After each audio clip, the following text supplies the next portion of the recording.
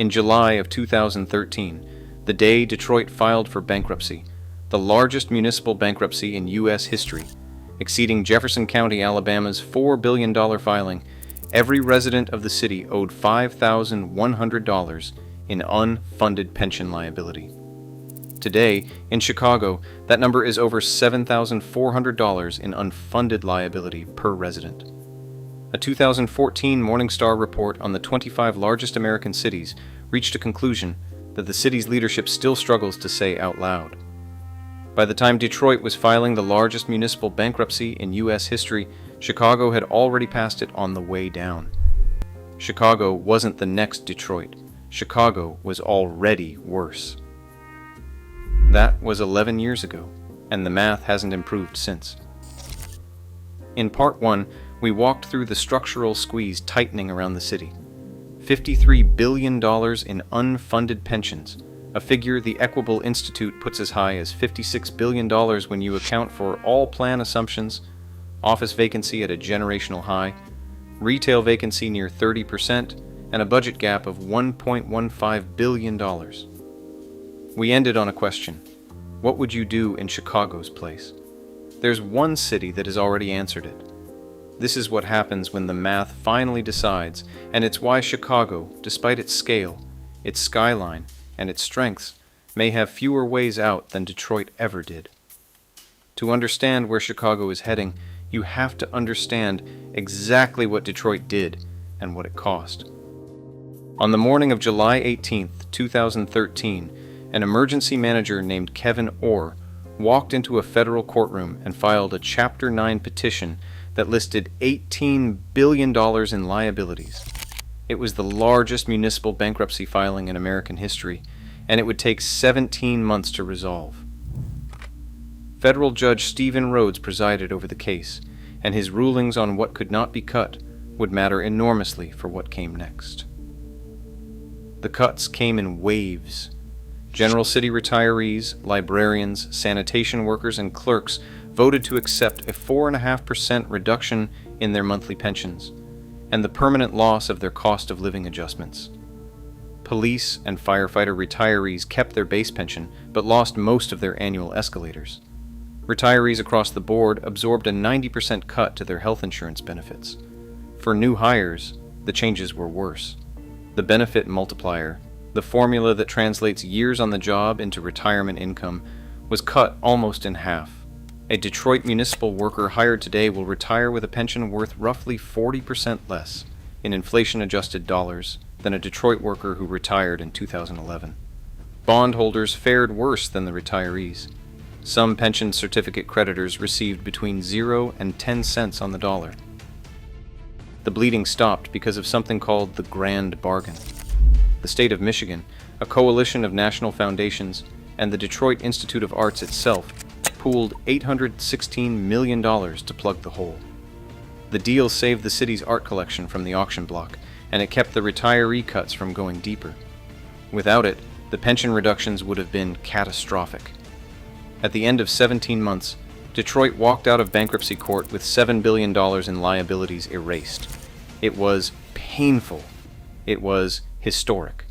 It was, by the standards of fiscal disasters, a relatively soft landing, and it's almost certainly unavailable to Chicago. The first thing to understand about Detroit's bankruptcy is that it required permission that Chicago does not have. Chapter 9 of the U.S. Bankruptcy Code allows cities to restructure, but only if their state authorizes the filing. Michigan does. In 2011, the state legislature passed Public Act 436, the emergency manager law that gave the governor sweeping power to declare a municipal financial emergency and install an outside administrator. 2 years later, Rick Snyder used that exact authority to send Kevin Orr to Detroit. Illinois has no such law. There is no statute on the books in Springfield that would allow the governor to take fiscal control of Chicago. There is no mechanism for the state to authorize a Chicago bankruptcy filing. Bills to change that have surfaced in the legislature periodically over the past decade, and none have passed. The second obstacle is constitutional. The Illinois State Constitution contains what is known as the Pension Protection Clause. Article 13 is Section 5, which guarantees that public retirement benefits, once earned, cannot be diminished or impaired. In May of 2015, the Illinois Supreme Court applied that clause to strike down a state pension reform law in its entirety. The ruling was unanimous, and it was direct. The pension promise is a contract. The contract cannot be broken. In Detroit, this exact question reached a different conclusion.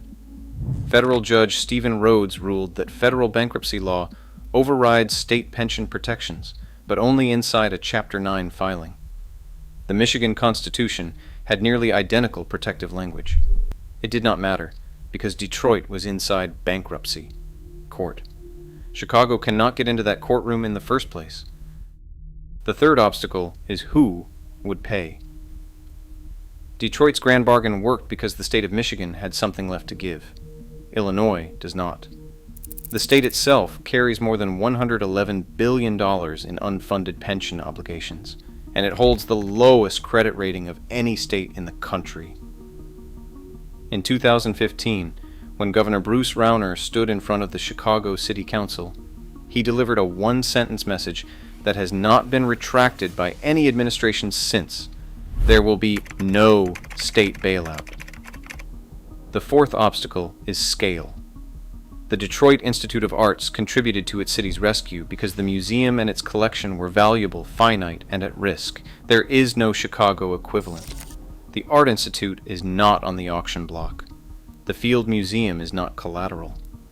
A rescue large enough to matter for Chicago, a city 4 times Detroit's population at filing, runs into a different problem.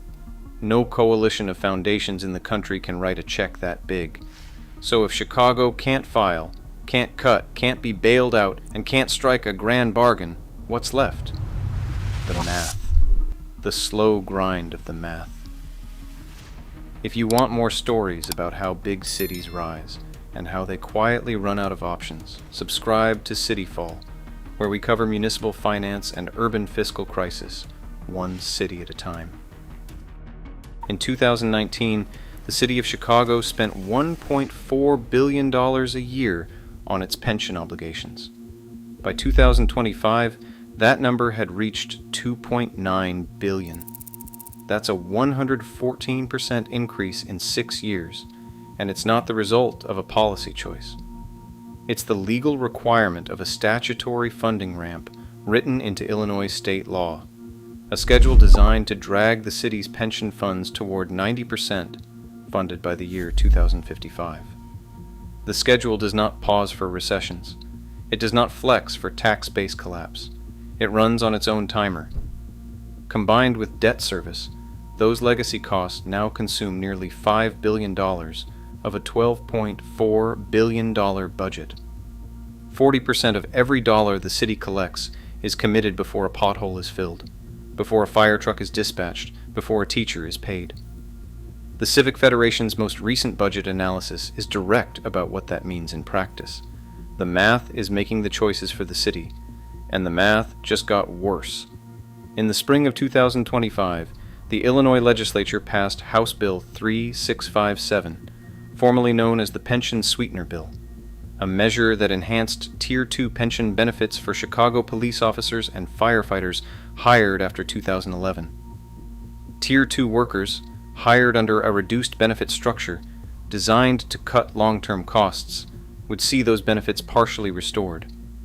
The bill was partly intended to bring the city's plans into compliance with federal Social Security safe harbor rules.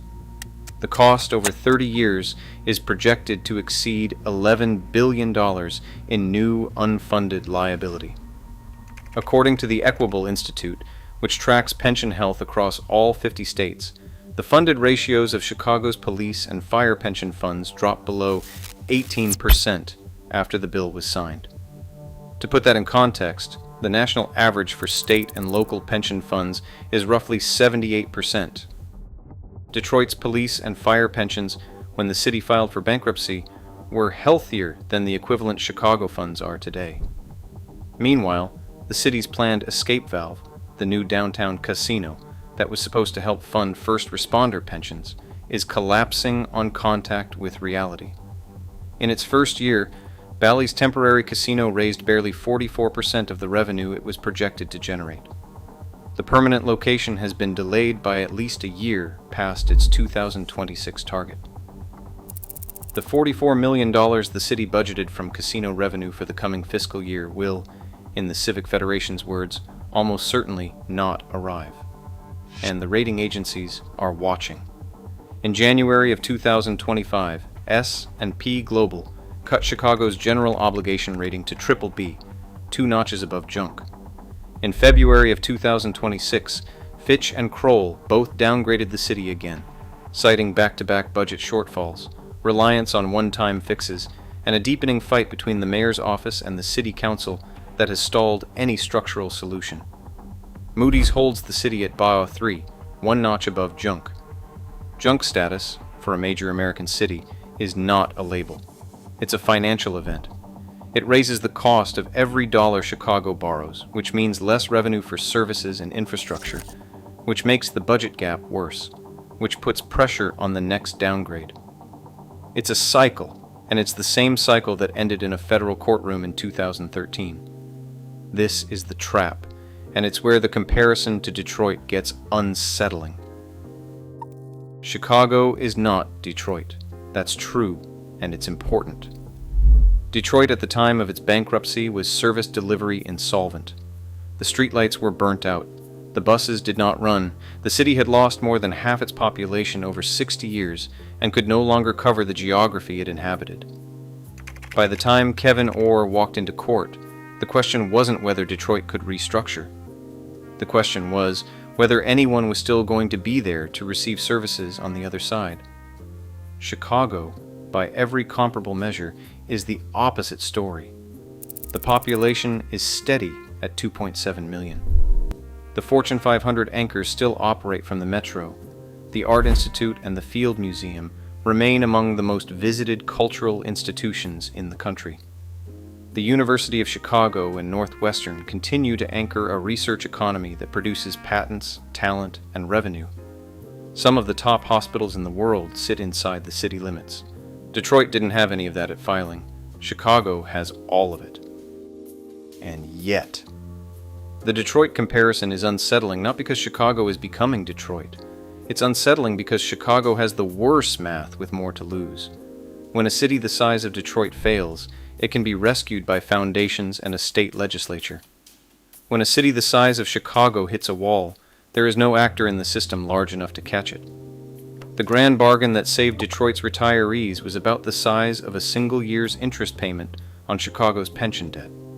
The math does not scale. That's why the rating agencies keep using the same phrase in their downgrade letters.